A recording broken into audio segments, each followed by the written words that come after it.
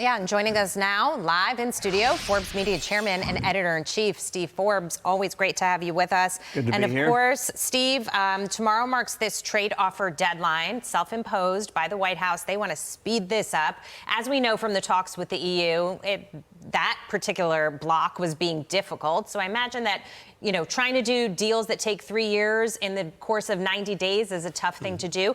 And then, of course, tonight, an executive order taking steel and aluminum tariffs right up to 50%. So he's using all the tools in his toolbox to bring this all together.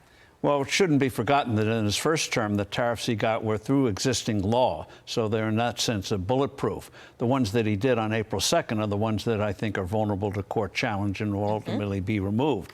But the ability to impose tariffs is still there. And the key thing is what can be done in a short period of time. You look at all the trade issues and how long you mentioned, how long they take to do. How in the world are they going to get them all done that quickly? I think you're going to see pieces here, pieces there. And the key thing is, do markets believe that we're going to have firm rules of the game? And that's why this rescission package, which has nothing to do with tariffs, coming up in Congress is so important. Can Congress actually start to get spending under control? You know, and huge. Staying on that point, Steve, markets like certainty, right?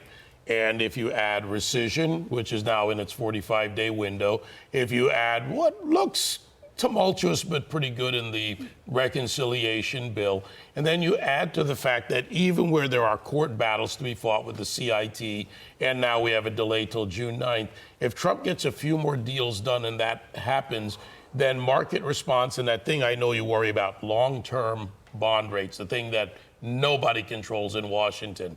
What do you think that does for that potential stability in the market? The key thing is what they actually put in the tax bill. There's already rumblings that some want to not be so bold in the tax cuts on the Senate side, which is incredible. So what they should do is make sure they get those 2017 tax cuts renewed, or you're going to have a severe recession.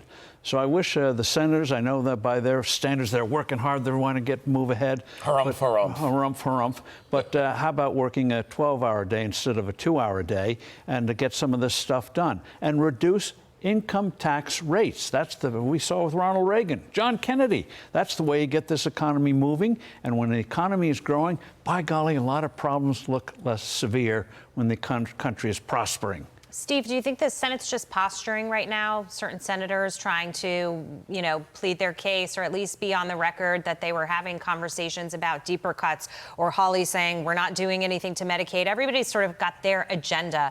And so I'm wondering, is it posturing or do they actually do something substantial here? I think they're going to do a little bit, but in terms of not touching Medicaid, why in the world should the government be reimbursing a 30-year-old male 90% versus a working mother with a kid 50%? Preposterous. People on the Medicaid illegally. People, the states gaming the system, getting hundreds of billions of dollars over the year by gaming the system. You mean they can't touch that? And how about giving states like going back a little bit, how did we get welfare reform in the mid-1990s? Wisconsin showed how to do it.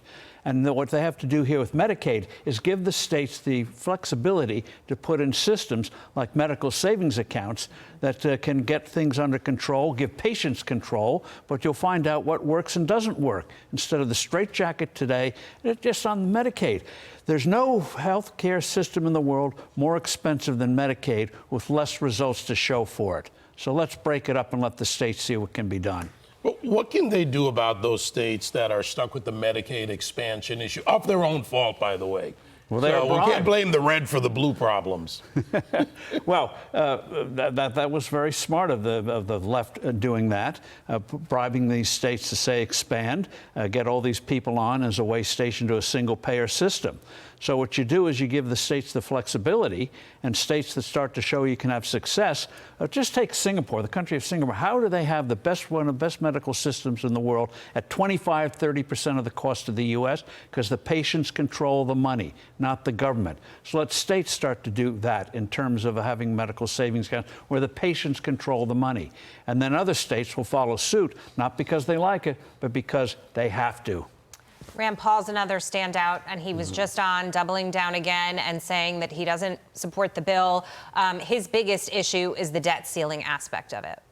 Well, in terms of the whole thing about the debt ceiling, I'll be blunt, so I'm not running for anything. It's a big waste of time. It's never stopped the spending, never stopped the debt from rising. So let's stop this exercise and do the real work of making these cuts, like passing rescission bills. All right.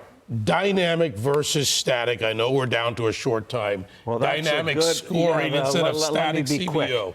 CBO, abolish it. Let's do a DOGE cure on that. It's beyond reform. That's why I love you, Steve.